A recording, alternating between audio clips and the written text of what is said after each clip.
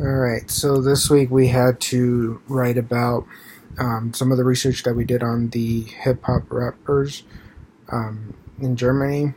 So the first one I want to start off with is My Brother's Keeper, or Brothers Keepers. The group was created in 2000 in response to the rise in right wing activists in Germany. Their group was a mixture of Afro Germany, soul, hip hop, and reggae music. At the beginning of the group was a smaller group that came together kind of in a protest of certain activities that had happened. And then in 2010, the group had up to 80 members. And also learned that they're currently not even active anymore at the time.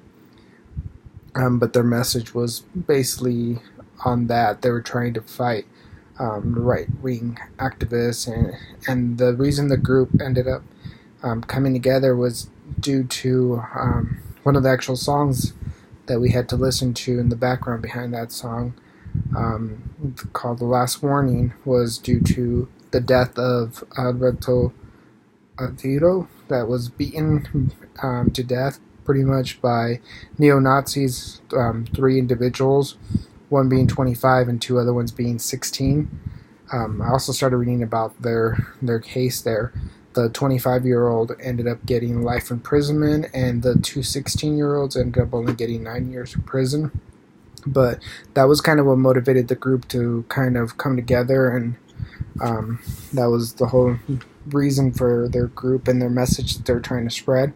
One of the other interesting things I saw that and read was that a lot of their proceeds from their concerts that was used to help out people victims from violence of the right wing and to help support their families.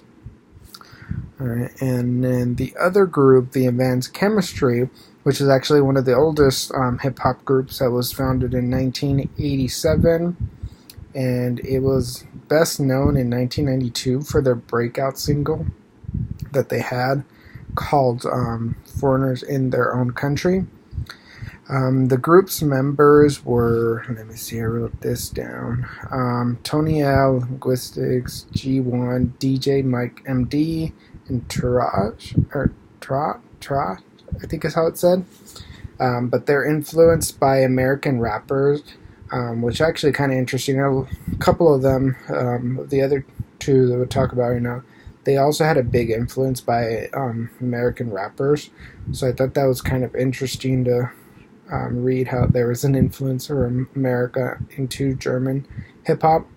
But their whole message, and they were also as well politically motivated, to kind of talk about their identities as German and German or African German descents, and kind of the influence coming from that and their culture and what they've experienced also. The next person is Tyrone Rickett. He was born in 1973. And he's actually an actor and a musician, which was kind of interesting to learn about. He's actually had numerous films that he's been in. First one dating back to 1998, and even most recently here in 2019, he's had a couple of films he's been in. When it came down to the music he was involved in, he had participated in projects that seek to reduce racial discrimination and improve the understanding of people of different colors. And he had a connection with Brothers Keepers as well, and trying to help out with an Afro-German project that he was involved with. So that was kind of cool to know about the correlation he had with them. And as well as the other thing I did learn about his history on moving around. He moved to the United States, and he's currently living in New York, so he doesn't even live in Germany anymore. He's living in the United States. So I thought that was kind of cool and interesting to know that he's here in the U.S. And the last one is the artist is also known as Patrick, I want to say it's Luskind. Erluskin. He was born in Berlin, Germany in 1982. Also has his own music label called Masculine, which is kind of funny. But he is known for his extremist right-wing rap music. Kind of one of those songs that I was kind of understanding the lyrics that he had mentioned. Should bring it back up. Talking about how he's not a Nazi.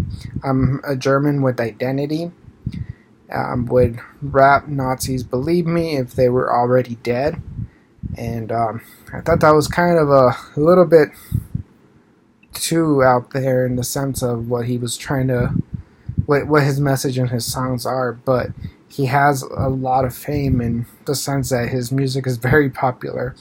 One of the things I did get to see when going on to his musical charts, you can actually see the placements in his singles when singles were released and what they were at on the chart and how long they were on the charts.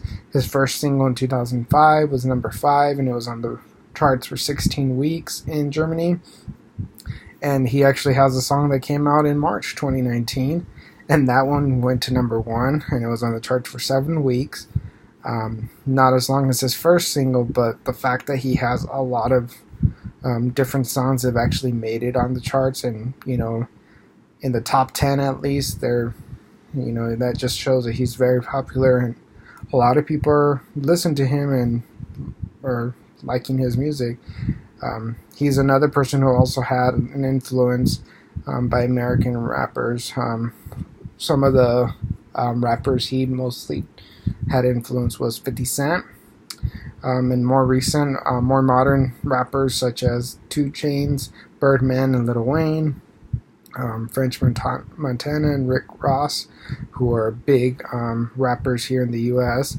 So it's kind of interesting that the different artists you were able to find out of his influence, especially on his page where a lot of that information was found. Other than that, that was all for the rappers we had to do research on.